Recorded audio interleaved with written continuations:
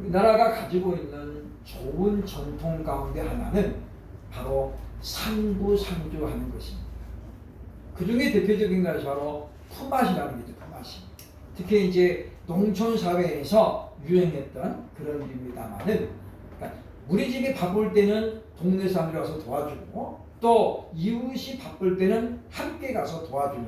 왜냐하면 일손이 딸리기 때문에. 그래서 이제 품앗이를 통해서 어려운 일들을 해결하는 그런 좋은 풍습을 갖고 있습니다. 요한복음 1장에도 보면은 가나에 혼인잔치가 있었는데 예수님의 어머니 마리아도 그곳에 계셨더라 라고 말씀하죠. 그러니까 이스라엘 백성들도 그런 좋은 풍속이 있었던 걸 우리에게 보여주고 있다고 하는 것입니다.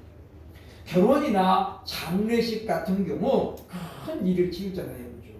그것도 장례식은 3일 내내 일을 하기 때문에 이와 같이 돕는 자가 절대적으로 필요합니다.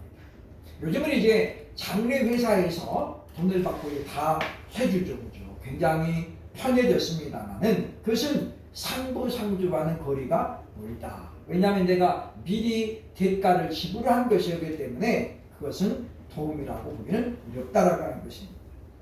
신앙 세계에서도 그렇기 때문에 품앗이의 신앙은 굉장히 중요합니다. 왜냐? 우리가 사람이기 때문에 항상 우리가 깨어있을 수 없고 또 날마다 기도할 수 없고 쉬지 말고 기도하라고 주님 말씀합니다만은 그게 잘 안 될 때가 있다 그 말이에요. 건강상의 이유도 있을 수 있고 신앙의 슬럼프가 올 수도 있어요. 그렇기 때문에 우리 믿음의 사람들끼리는 서로를 위해서 격려하고 위로하고 기도하는 이와 같은 상부상조의 모임이 반드시 필요하다라고 하는 것입니다. 그래서 지금 바울도 오늘 본문에 보면 데살로니가 교회 성도들에게 몇 가지 부탁을 하고 있죠. 그 핵심은 바로 뭐냐면 우리를 위해서 기도해달라.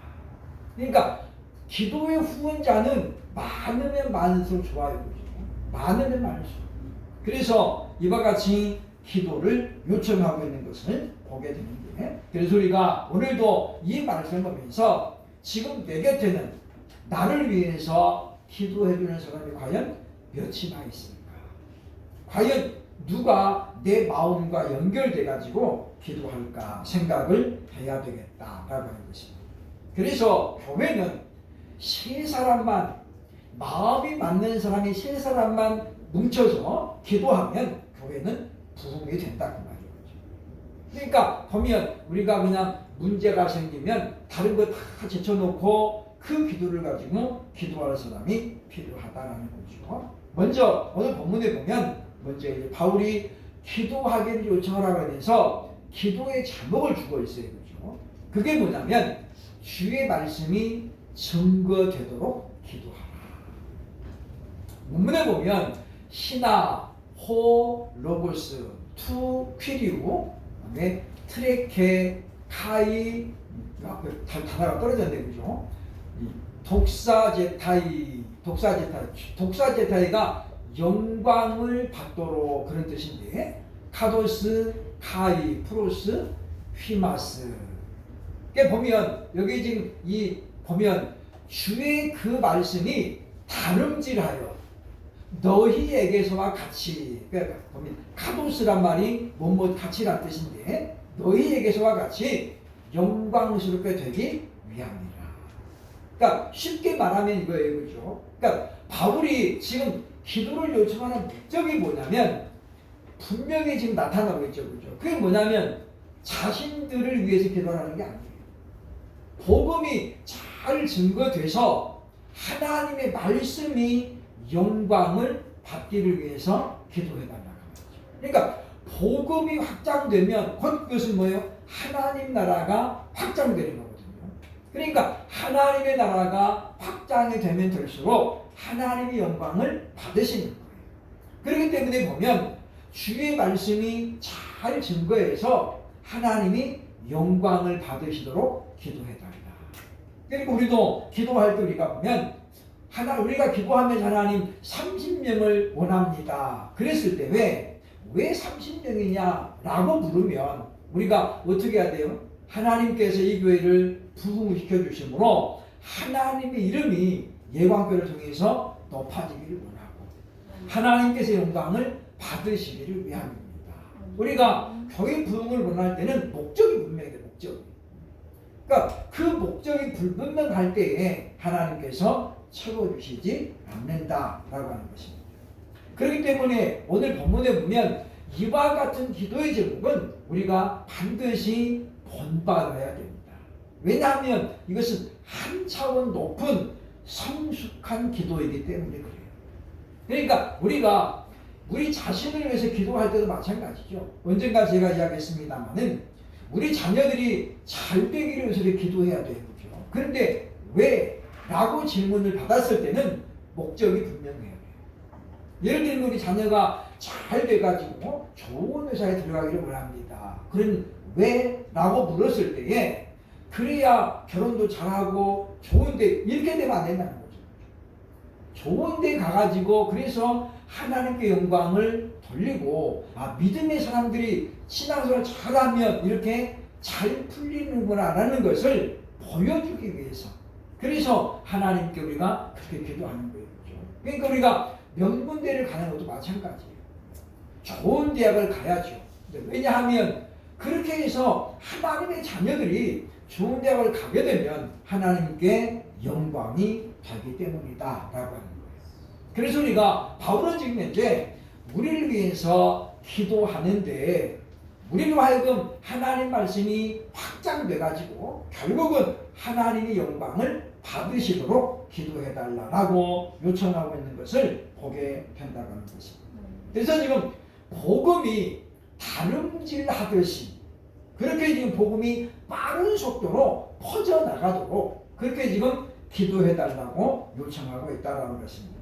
그래서 우리가 한국교회를 보면 이제 지금 복음의 정체성에서 이제 지금 퇴화하기 시작했죠. 그러니까 유럽의 교회, 아까도 우리 김명남 목사님 이야기합니다만은 러시아 정교회가 지금 숫자가 제일 많고 이슬람교가 두 번째가 많은데 개신교, 기독교는 지금 숫자에 통계가 안 나오더라. 그게 왜 그러냐면 유럽의 교회가 지금 거의 지금 무너졌잖아요. 예배당은 어마어마한 예배당들이 많이 있습니다만은 본당에서는 예배를 안 드려요. 예를 들면 웨스트민스터 교회 같은 경우도 본당은 관광지로 해놓고 예배는 지하에서 드려요. 본당이 지하가 된 거예요.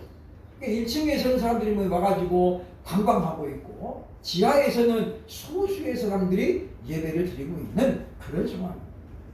그러니까 보면 스펄전 목사님 담임했던 교회도 마찬가지고 그러다 보니까 오늘날 개신교의 숫자가 지금 굉장히 많이 줄어들었다라고 하는 거죠. 그래서 이와 같은 흐름이 지금 미국으로 건너오고 미국에서 지금 한국으로 지금 오고 있다는 거죠. 그래서 보면 이제 옛날에 보면 누굽니까 거기 사랑의 교회 보면 그 하영준 목사님이 한국 교회가 숫자로 해서 벗어나야 된다. 그 이야기를 했는데 무슨 이야기냐면 이번에 이제 우리가 각 교단들이 총회를 했어요, 그죠? 그러면 각 총회에 보면 이제 교인 수를 올리거든요, 그죠? 그런데 보면 여전히 양다리, 삼다리 걸친 교회들이 많아요. 그러니까 이 교회도 등록해놓고 저 교회도 등록해놓고 이래가지고 그냥 사람은 한 명인데 다 우리 교회도 이 사람이 있어요 해가지고 이렇게 올라오니까 그러다 보니까 뭐 지금 여전히 한국 교회는 지금 이제 1000만 명이에요. 1000만 명. 근데 실제로 지금 주일마다 교회를 가는 사람은 700만 명이 채 안 된다는 이야기잖아요. 그러면 그 300만 명이 누구예요? 지금 이름만 올려놓고 안 다니는 사람이거나 또는 아까 얘기했처럼 양쪽 교회를 다 올려놓은 사람들. 그 숫자가 결국은 허수라는 거죠. 허수. 그래서 우리가 그런 면에서부터 좀 한국교회가 달라져야 되겠다라고 하는 것인데 그래서 보면 우리 교회가 왜 이제 한 교회는 하나라고 하는 원래 카톨릭이라는 말은 우주적이다라는 뜻이 우주적이다. 그러니까 그게 좋은 뜻이에요. 그죠? 근데 이제 카톨릭에서 그런 자기들만의 이름을 쓰게 되기 때문에 그렇습니다만은 교회는 원래 하나거든요. 왜냐하면 예수님이 몸이시고 머리잖아요. 그리고 그 머리 안에 각 지체가 있는 거예요. 장로교도 있고 감리교도 있고 침례교도 있고 순복교도 있고 이렇게 나눠지는 거예요. 그러나 이게 왜 몸에 다 붙어 있는 거잖아요. 하나거든요. 그런데 많은 사람들이 지금 같은 경우 우리 교회, 니네 교회를 나눠요. 그래서 자꾸만 그렇게 지금 편을 나누다 보니까 교회가 점점 연합이 어려워진다는 걸 보게 되는데, 제가 전도를 하다 보니까 두 종류의 사람을 만나면 전도지를 안 받아가요. 그죠? 안 받아가면 뭐냐면 다른 종교를 가지고 있는 사람은 안 받아가요. 그래서 저는 불교다녀요. 손을 맞추면서 그냥 가거든요. 또 하나는 뭐냐면 나 교회 다녀요. 이런 사람들. 근데 그런 사람 치고 교회를 잘 다니는 사람은 제가 못 봤어요. 그러니까 제가 이제 주면서 이거 볼 때로 한번 우리 교회 기도해 주세요. 아직은 밑자리 교회입니다. 그러면 신앙이 조금 있는 사람은 뭐예요? 받아갑니다. 그렇습니까? 제가 기도하겠습니다. 그런데 그렇지 않은 사람은 뭐예요? 교회 다닌다니까요? 그러면서 신경질 내면서 가요. 그죠? 그런 사람들은 과거에 다녔는지 모르지만 기도해달라는데 짜증낸다는 건 뭐예요? 그 기도 안 한다는 거잖아요. 그래서 그런 두 종류의 사람이 드러나고 있는데, 우리가 특별히 우리 교회가 지금 계속해서 기도할 때에 미자립 교회를 기도하고 농어촌 쪽에 기도하는 건 뭐냐면, 교회가 우리 교회는 하나이기 때문에 교회는 하나예요. 그렇죠? 그래서 그분들이 구원됐다고 우리가 기도했다고 뭐 고마워하겠어요. 그죠? 저는 몰라요. 그럼에도 불구하고 우리가 하나님 앞에 코람데오죠. 코람데오. 하나님 앞에서 우리가 기도하는 거예요. 그래서 하나님께서 우리가 기도할 때 그거를 보신다는 것입니다. 그래서 우리가 하나님의 말씀이 잘 증거돼서 하나님께 영광이 되도록 기도해야 되겠다. 그것은 지금 바울이 데살로니가 교회에 요청하고 있는 것이지만은 오늘 우리가 기도해야 돼요. 그래서 우리 간접적인 전도를 해야 된다는 거죠. 그래서 금요일 날 오전에 전도하는데 하나님 도와주셔서 참으로 복음이 달려가듯이 증거되게 합니다. 기도를 해야 되겠다라고 하는 거예요. 두 번째 보면 바울이 지금 주는 기도 제목이 두 번째가 뭐냐면 악한 자에게서 우리를 건지게 하소서.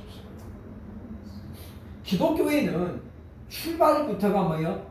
핍박과 고난이 함께 시작했어요.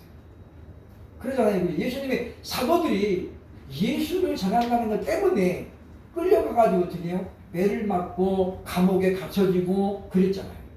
그러니까 베드로가 보면 옥중에 갇혀 있다가 하나님의 도우심으로 말미암아 이제 보면 옥문이 열려지고 풀려나잖아요. 또 요한도 보면 끌려가가지고 매를 맞고 풀려나기도 해요. 그래서 사도들은 항상 하나님께 기도했어요. 예수님이 가르쳐준 기도를 통해서 우리로 하여금 시험에 들지 않게 하옵시고, 이런 기도 제목을 많이 나타냈다라는 겁니다. 보면 두 번째 기도 제목을 보면 카이 히나, 또 히나가 뭐냐면 가정법이 와요. 그죠? 뒤에 히나가 오면, 그래서 보면 이 뮤스도멘이죠. 뮤스도멘, 아토폰, 카이 포네론이 붙어있어요. 그죠? 안드로폰. 그러니까 안드로폰 앞에 나오는 포네론이 뭐예요? 악하다 그런 뜻이죠. 악하다. 그러니까 악한 사람들, 그리고 아토폰이라는 빨간 글자는 보면 그들이 뭐예요? 지금 이제 보면 부당한 자.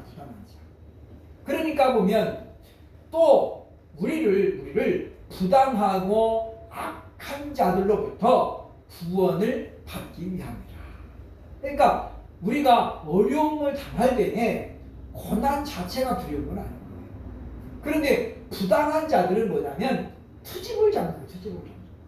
그러니까 뭔가 우리가 뭔가 잘못해가지고 그런 게 아닌 거예요. 그렇죠? 그래서 보면 부당한 자는 어떤 뜻을 갖고 있냐면 자기 자리를 떠난 자라는 뜻이에요. 그러니까 자기 자리에 있지 아니하고 지금 남의 자리에 가가지고 감나라 배나라 하는 사람이라는 거죠. 그러니까 부당한 자들, 그 다음에 악한 자는 뭡니까? 악한 자는 건전하지 못한 생각을 갖고 있는 사람들을 말하고 있다는 거죠. 그래서 보면 자신은 죄를 지어도 그거를 죄로 인정을 안 하는 거예요. 그래서 자연히 뭐예요? 회개할 줄 모르는 거죠. 그러니까 회개하지 않으면 아무리 하나님의 능력이 있어도 뭐예요? 용서할 수가 없는 거예요.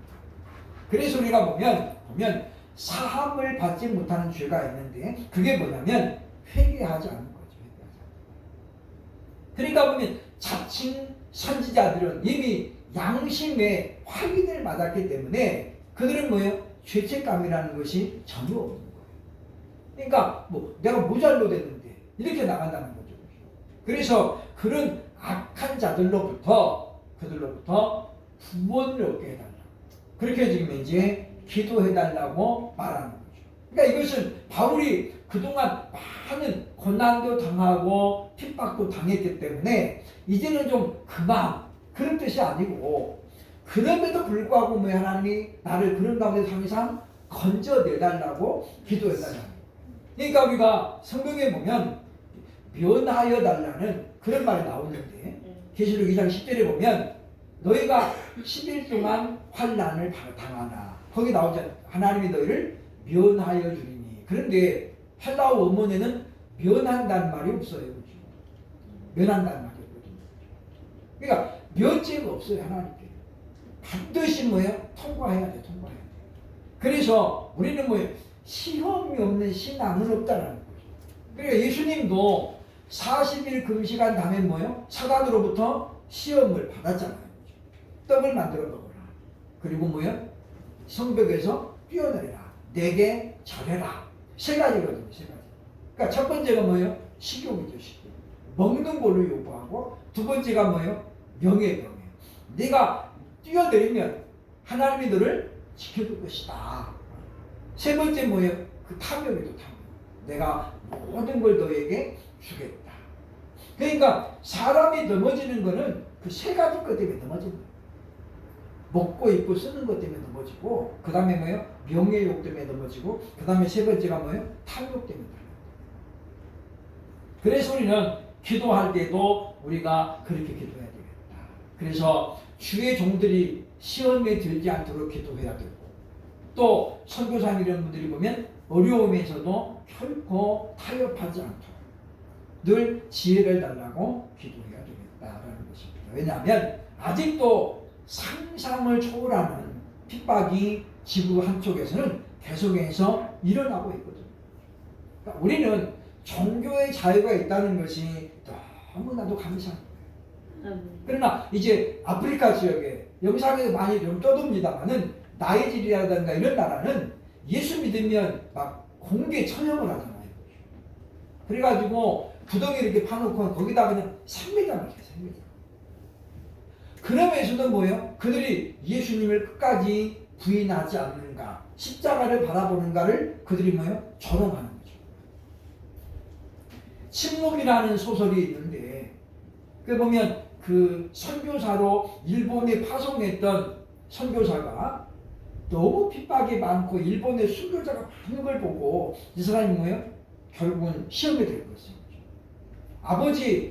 아버지가 사랑의 하나님이신데 왜 이렇게 믿음을 지키는 자들이 죽어가는데 하나님 보고만 계십니다. 일본 사람들이 얼마나 잔인하냐면요. 물에 빠지면은 거기다가 십자가를 박아 사람들 다 매달아놓는 거예요. 그 물에 들어오면 어떻게 해요? 수당이 되는 거예요. 수당이. 근데 이렇게 그냥 총 빵 쏴가지고 죽으면 고통이 어떻게 해요? 순간이니까 잘 몰라요. 근데 물이 밀려오면 뭐 첫째는 공포가, 두 번째는 물이 차락차락 하면서 숨을 못 쉬니까 어떻게 해요? 그 고통이 말로 못해요. 일본에는 우리나라보다 순교자가 훨씬 많이 나왔죠. 그러니까 이분이 네덜란드에서 파송된 사람이었는데 그걸 보면서 시험에 들어요. 그래서 뭐요? 침묵이라는 책을 쓰는 거죠. 하나님 어찌하여 보고만 계십니까? 하나님 왜 침묵하십니까? 그래서 이것도 이 사람이 이제 그 선교를 포기하고 본국으로 돌아갑니다. 그래서 하나님은 안 계시는 것 같아요. 어떻게 자식이 죽어가는데 부모가 돼가지고 그냥 남을 나라 하냐. 그런데 그분이 돌아가가지고 성경을 보면서 깨집니다. 왜냐? 예수님이 그랬잖아요. 엘리 엘리 라마 샤박다니. 아버지 아버지 왜 나를 버리시나이까? 그런데 예수님 그랬잖아요. 그죠? 내가 이를 위하여 이때에 왔나이다. 오전에 봤죠. 그죠? 그러니까 예수님이 그런 고난을 알기 때문에 아버지에 기도했는데 예수님 뭐라는 거예요? 그러나 내가 이 일을 위하여 이때에 왔나이다. 그러면 하나님의 마음이 어떻겠어요? 독생자가 지금 그렇게 살을 찢기고 피를 흘리는데 아버지는 그냥 물러나라 그랬겠어요. 그죠? 그야말로 소리 없는 피눈물이 난다는 거죠. 그러니까 그분이 이제 그걸 성경을 다시 깨닫고 남은 생애를 하나님께 헌신했다라고 하는 것인데, 우리가 보면 악한 자로부터 건져내 달라고 기도해야 됩니다. 사도들은 매를 맞으면서 이렇게 기도했습니다. 사도행전 2장 29절, 4장 29절, 30절 같이 읽겠습니다. 시작. 주여 이제도 그들의 위협함을 굽어보시옵고 또 종들로 하여금 담대히 하나님의 말씀을 전하게 하여 주시오며 손을 내밀어 병을 낫게 하시옵고 표적과 기사가 거룩한 종 예수의 이름으로 이루어지게 하옵소서 하더라. 그러니까 사도들의 기도는 세 가지. 첫째가 뭐예요? 우리를 하나님께서를 지켜달라는 거죠. 그러니까 온갖 위협함에서도 건져내달라는 거예요. 두 번째 뭐예요? 그럼에도 불구하고 우리가 하나님 말씀을 담대하게 전하는 거예요. 그리고 세 번째는 무엇입니까? 주의 이름으로 우리가 기도할 때에 이적을 나타내달라고 기도하고 있는 거예요.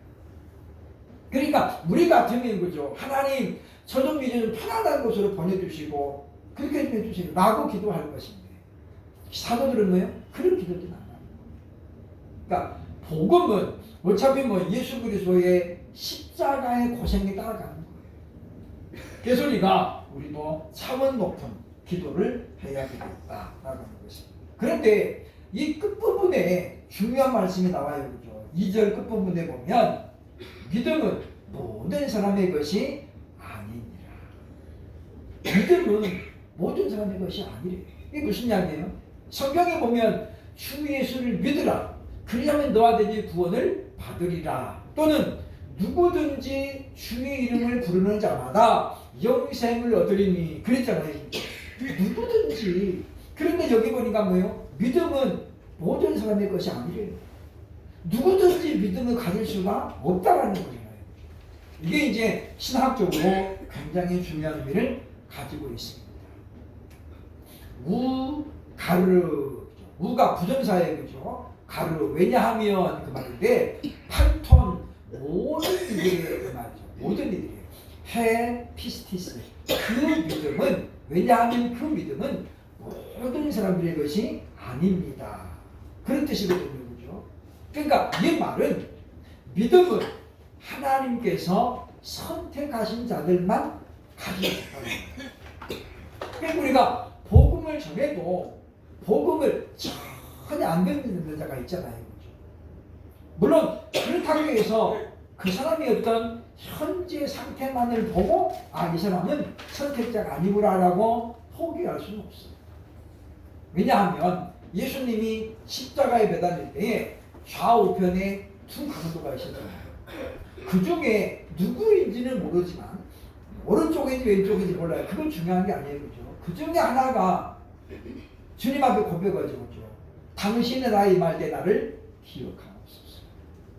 그 사람은 목숨이 경각해가는 그 순간에 예수님을 믿었어요. 영접하셨어요. 그때 예수님 그러죠. 오늘 네가 나와 함께 낙원에 있으리라. 그러니까 그 사람은 어제까지만 조금 전까지는 뭐예요? 구원과 상관이 없는 사람처럼 보였어요. 그러니까 우리도 마찬가지예요. 우리가 지레 짐작해가지고 저 사람은 아무래도 안 될 것 같아. 그래서 우리가 포기하면 안 된다. 9번 찍었는데 지금 넘어질 것 같은데 뭐요? 안 찍으면 어떻게 다시 살아나요? 10번 찍으면 넘어가는데 우리가 거기서 포기하면 안 된다라고 하는 거죠. 그렇기 때문에 우리가 보면 우리가 하나님의 뜻을 왜곡하거나 곡해해서는 안 된다라는 거죠. 그래서 보면 이와 같이 부당하고 악한 자들은 그들에게 뭐 믿음이 상관이 없다는 거죠. 구원이 없다는 것이. 그러니까 의도적으로 교회를 핍박하거나 의도적으로 하나님을 대적하는, 그러니까 지금 몰라서가 아니에요. 차별금지법을 지금 계속 주장하는 사람들 보면 그들이 그 피해를 몰라서 그런 게 아니에요. 그들의 목적은 뭐예요? 결국 이 땅에서 교회를 빨리 지금 몰아내는 게 목적이에요. 그러니까 코로나19 때에 그것이 시도됐지만 어떻게 해요? 성공할 뻔했잖아요. 만약의 경우에 정권이 계속 유지되고 코로나가 좀 더 길었으면 교회는 굉장히 많이 무너졌을 거예요. 굉장히 많이. 그러나 코로나가 다행히 끝나고 정권이 바뀌었죠. 그렇죠? 그러니까 시장 하나만 바뀌어도 많은 정책이 바뀌고, 그래서 우리가 나라와 민족을 위해서도 열심히 기도해야 되겠다라는 거죠. 그래서 바울도 에베소서에 그런 말 하잖아요. 그죠? 하나님이 창세전에 우리를 택하셨어요. 예정하셨다라고 예정하셨다. 그러나 우리는 누가 예정되었는지는 몰라요. 아무리 기도 많이 해도 그건 모르는 거예요. 그렇죠? 그래서 우리가 불특정 다수에게 복음을 전해야 돼요. 왜냐? 거기에 하나님이 선택한 자가 숨어 있을 수 있어요. 본인이 그걸 모르기 때문에 그냥 세상에 빠져가지고 못 나올 뿐이죠. 그러나 언젠가 하나님의 때가 되면 그를 부르신다는 거예요. 그래서 보면 교회를 나오는 사람들 보면은 정말로 아주 그냥 굉장히 우리가 세상적으로 볼 때 뭐예요? 아주 우연한 기회에 교회를 나오는 사람들도 덜어 있어요. 그러니까 하나님께서 이렇게 막 전도를 계산을 해가지고 해서 그런 것보다도 쉽게 나오는 분도 있고 어렵게 나오는 분도 있어요. 우리 복음서가 가수들, 복음서가 많이 만든 주숙일 씨. 이분은 원래 학교 선생이었어요. 그죠? 근데 이분이 이제 학교 선생을 하면서 자취를 했는데, 주인이 전도를 하는 거예요. 선생님은 다 좋은데요. 하나가 모자라요. 그래서, 아니, 자기 보고 모자란다는 사람이 아무도 없었는데, 그래서 이 사람이, 그게 뭔데요?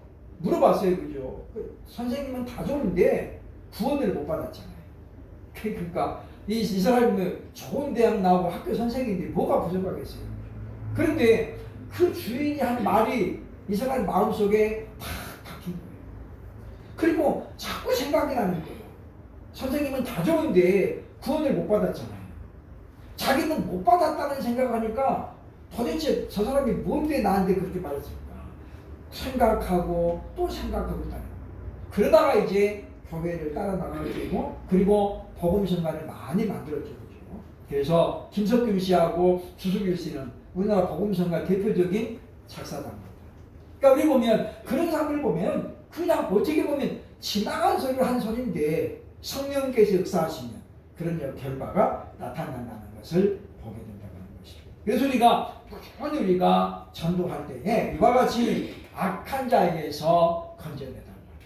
또 우리가 전도하는 사람들, 선교하는 사람들이 어려움 당하지 않도록 이겨내도록 기도해야 되겠다는 것이. 그러면서 바울은 확신을 갖고 있다는 것을 지금 그들에게 설명해요. 무엇에 대한 확신이냐면, 첫째, 악한 자에게서 너희를 건지실 것이다.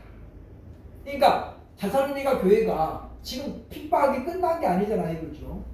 로마에 핍박할 게 있었기 때문에 여전히 황제 숭배 사상, 그리고 다른 신들을 섬기라는 것이 계속 와요. 그럼에도 불구하고 바울은 뭐라고 합니까? 하나님의 너희를 건지실 것을 확신한다라고 하는 거죠. 그래서 오늘 본문에 나옵니다만은 보면 3절을 보면 주는 미쁘사 너희를 굳건하게 하시고, 그게 뭐예요? 하나님은 신실하시기 때문에 너희를 굳건하게 붙잡아 주신다고 하는 거죠. 그러니까 보면 예수님이 그랬잖아요. 그죠? 세상이 너희를 미워하는 것은 나를 미워하는 것이다. 마찬가지예요. 바울도 그 이야기 하는 거죠. 그러니까 우리가 고난은 우리가 당하는데 너희는 하나님이 지키실 것이다 라고 지금 말하는 거예요. 그래서 악에게서 지키시리라 라고 말씀합니다. 그러므로 어떤 두려움을 갖지 말라는 거예요. 우리가 하나님 말씀대로 살아가는데 어려움이 온다는 거예요. 그걸 우리가 미리 겁을 내면 안 된다는 거예요. 우리 뭐 보면 그 부대기 무서워 창 못 담냐 그런 말이 있잖아요. 그죠? 우리 보면 그렇기 때문에 우리가 미리 걱정할 필요가 없다는 거죠.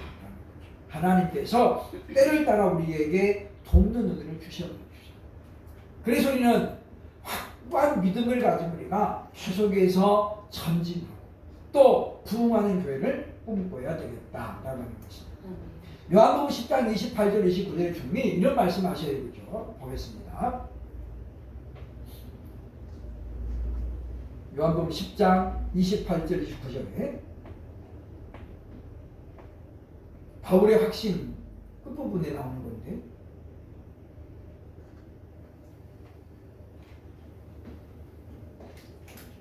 제가 읽겠습니다. 내가 그들에게 영생을 주노니 영원히 멸망하지 아니할 것이요 또 그들을 내 손에서 빼앗을 자가 없느니라. 그들을 주신 내 아버지는 만물보다 크시매 아무도 아버지 손에서 빼앗을 수 없느니라. 이제 그 종교개혁자들이 성도의 견인을 가졌거든요. 그러니까 하나님께서 붙잡으면 누구도 빼앗아갈 수 없다는 거예요. 여기서 뭐예요? 이제 장로교가 이야기합니다만은 한 번 구원받은 사람은 영원하다는 거예요. 왜? 아버지가 뭐예요? 붙잡고 계시니까. 여기 요한복음 이야기했잖아요. 그죠? 보면 아무도 그들을 내 손에서 빼앗을 자 없느니라. 왜냐? 그들을 주신 내 아버지는 만물보다 크시기 때문에 아무도 아버지 손에서 빼앗을 수 없다는 거예요. 그러니까 무슨 이야기냐면 구원을 받은 사람이 가다가 어떻게 해요? 넘어질 수는 있어요. 시험에 들 수도 있어요. 아, 나 이제 예수 안 믿을 거야. 그럴 수 있다라는 거예요. 그러나 아버지는 뭐예요? 그러면 그 손을 절대 놓지 않습니다. 붙잡고 있으니까 자기 딸은 뭐예요? 마음대로 돌아다니는 거죠. 그러다가 어떻게 해요? 마지막에 하나님이 그를 부르시는 거예요. 하나님은 한 번도 뭐예요? 손을 놓은 적이 없어요. 근데 본인이 느끼는 거죠. 하나님 그때 왜 하나님 저를 놓으셨습니까? 라고 말하지만 실상 아버지는 손을 놓은 적이 없어요. 근데 원수 마귀는 뭐예요? 안 된다는 걸 알면서도 뭐예요? 이 사람을 뺏어가려고 계속 유혹하는 거예요. 근데 아버지가 어떻게 해요? 만물보다 크시니 뺏을 수가 없다. 그러니까 이게 한 번 구원이 영원하냐라는 것을 부정하는 사람보다는 아버지보다 더 능력이 있는 자가 존재한다고 가정하는 거예요. 그러면 우리가 하나님 믿을 필요가 없죠. 하나님보다 더 강한 분이 있으면 누구 믿어야 돼? 그분 믿어야 되잖아요. 근데 사람들이 자꾸 어떻게 해요? 자기 수준으로 하나님을 생각하는 거예요. 하나님은 신이기 때문에 절대자예요, 절대자. 그러니까 성경에 요한복음에 그랬잖아요, 그죠? 보면 예수님 그랬죠, 그죠? 내게 주신 자들을 하나도 잃어버리지 않는 것이 아버지의 뜻입니다. 그죠? 그러니까 예수님이 그 겟세마네로 올라가가지고 이제 유다의 배신으로 체포가 되잖아요, 그죠? 나사렛 예수가 누구냐? 물을 때 예수님이 뭐래? 내가 그니라. 그랬어요. 그 다음에 예수님이 뭐라고 그래요? 그 부분에 그 다음에 보면 너희가 나를 잡으러 왔은즉 이 사람들은 그 지금 누구의 지금 제자들이죠. 예수님은 기도할 때 돕고 있었던 자들. 그런 자들은 뭐예요? 이들은 가게 하라. 그리고 그 다음에 무슨 말이 나오냐면 이는 내게 지신 자 중에 하나도 내가 잃어버리지 않아야겠다는 말을 응하게 하려 합니다. 요한복음 18장에 나오는 이야기입니다. 그러니까 예수님 뭐예요? 하나도 잃어버리지 않는 분이에요. 마찬가지입니다. 하나님은 절대로 우리를 악에게 내주지 않습니다. 뺏어가려고 애를 쓰죠. 그러나 하나님 뭐예요? 안 놓치는 거예요. 왜? 아버지는 절대자거든요. 아버지보다 강한 자가 없거든요. 근데 지금 한국교회가 지금 많은 분들이 믿음 한 번 구원은 영원한 것은 아니다. 그렇게 말하는 거죠. 그러니까 생명록에 이름이 올라가도 어떻게 해요? 지워질 수 있다는 거예요. 그건 뭐예요? 하나님의 완전성을 부인하는 거예요. 그러면 바울이 말하고 있는 창세전에 우리를 예정하사 이런 교리는 성립이 안 됩니다. 그러면 그러잖아요, 그죠? 아니, 아직 태어나지도 않는 사람 어떻게 알고 그랬을까? 근데 뭐요? 그것을 하나님의 영원한 계획을 우리가 모르게 됩니다.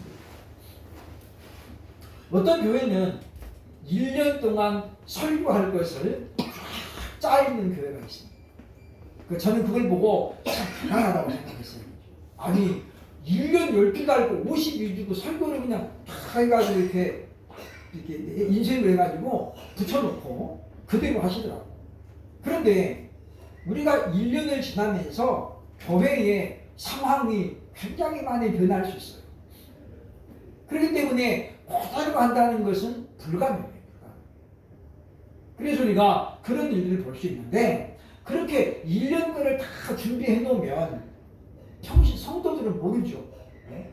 본인만 알아요. 그죠? 근데 그분은 뭐요? 1월 달에 모여서 2월 다 나와 있는 거예요. 그러니까 그런 어떤 이 컨설팅을 하는 사람들이 많이 있어요. 그죠? 어쨌든 저는 뭐 그렇게는 한 번도 안 해봤습니다만은 그러니까 사람과 사람 사이에도 어떤 사람 뭐요? 철저하게 계획을 세우고 하는 분이 있고 그렇지 않은 분도 있어요.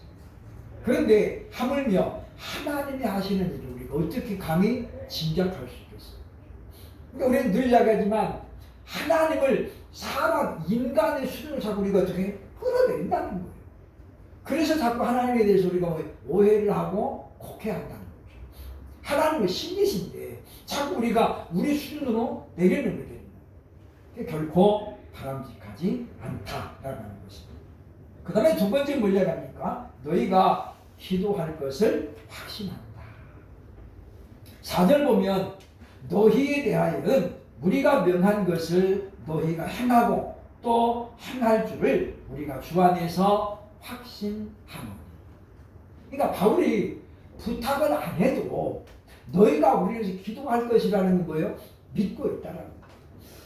그럼에도 불구하고 지금 이야기하는 건 뭐예요? 성도들이 필요성을 느끼라는 거죠. 아, 사도들도 우리의 기도가 필요하구나 라는 것을 지금 이제 뭐예요? 느끼는 거예요. 왜냐? 그들도 우리와 똑같은 사람들이에요. 그래서 남의 도움이 필요 없는 사람은 결코 존재하지 않습니다. 나는 다 기도할 거 없어요. 내가 알아서 삽니다. 이건 뭐예요? 교만한 사람. 교만한 사람. 그러니까 항상 우리는 어떻게 해도 기도를 부탁해야 되고 기도해달라고 해야죠. 그래서 우리가 항상 기도에 품앗이 돼야 돼요. 나도 기도하겠습니다. 저를 위해서도 기도해 주세요. 그런 어떤 상부상조의 관계가 이루어져야 되겠다라고 하는 것입니다. 그래서 이와 같은 확신을 갖고 있는 것은 근거가 있습니다. 바울이 그냥 듣기 좋아라고 하는 건 아니에요. 그렇죠? 왜냐하면 중간에 세 번째 줄에 썼어요. 그렇죠? 보면 왜냐하면 데살로니가 교회가 그동안 맺은 열매와 신앙의 모습을 보면 바울은 뭐 이런 확신이 내려지고 있다는 거죠. 그들이 짧은 기간의 만남이었지만은 신앙이 어떻게 잘 자랐잖아요. 그래서 믿음과 소망과 사랑이 성령으로 말미암은 열매로 나타났기 때문에 바울은 지금 그렇게 확신을 갖고 있는 것을 보게 된다는 것입니다. 그래서 우리가 누군가에게 기도 요청을 받는다는 건 뭐냐면 그건 대단히 기쁜 일이에요. 왜냐고요? 상대방이 나를 기도하는 사람으로 인정했기 때문이죠. 근데 내가 예수를 수십 년 믿어도 아무도 나한테 기도 제목을 얘기 안 해. 그럼 뭐예요? 그 사람은 나를 통해서 기도하는 걸 한 번도 못 봤다는 거예요. 저 사람은 그냥 기도 안 해. 그러니까 뭐예요? 부탁을 안 하는 거예요. 그러니까 결국 좋은 문제가 아니다. 그래서 누군가가 기도 제목을 요청하면 우리가 기쁜 마음으로 해야 되겠다라는 것입니다. 마지막 세 번째, 하나님의 인도하심을 확신하고 있지요. 5절 같이 한번 보겠습니다. 5절 시작. 주께서 너희 마음을 인도하여 하나님의 사랑과 그리스도의 인내에 들어가게 하시기를 원하노라. 주께서 너희 마음을 인도해가지고 성령으로 인도해가지고 하나님의 사랑과 그리스도의 인내에 동참하기를 원한다. 그러니까 바울은 이런 제목을 가지고 그동안 어떻게 했다는 거예요? 다사로교회를 위해서 기도했다는 거예요. 그러니까 떨어져 있지만은 이렇게 계속해서 기도했기 때문에 영적인 교제가 가능해졌다라는 거예요. 우리가 자주 안 봐도 친근한 사람이 있어요. 그죠? 자주 안 봐도. 근데 자주 봐도 여전히 어려운 사람이 있어요. 우리가 특별히 믿음의 사람들은 그러기 때문에 낯가림을 좀 적어야 돼요. 우리가 예수님의 피로 뭉쳐진 형제인데 왠지 서먹서먹하고 왠지 부담스럽다. 이건 문제가 있다는 거죠. 그래서 우리가 성령의 인도하심을 우리가 생각하면서 우리가 보면 하나님께를 기도해야 되겠다라고 얘기했습니다. 그래서 우리가 바울이 지금 이 다사로니가교회를 향해서 부탁하고 있는 그런 기도 제목을 우리가 마음에 생각하면서 이것은 오늘날 우리가 가깝게는 담임 목사에게 좀 넓게는 뭐예요? 주의 종들에게 선교사들에게 해야 될 기도의 제목이다 라는 걸 우리가 분명히 알고 우리도 힘써서 바울이 요청했던 그런 기도 제목을 가지고 기도할 수 있는 저와 여러분들의 수 있기를 주의 이름으로 축원합니다.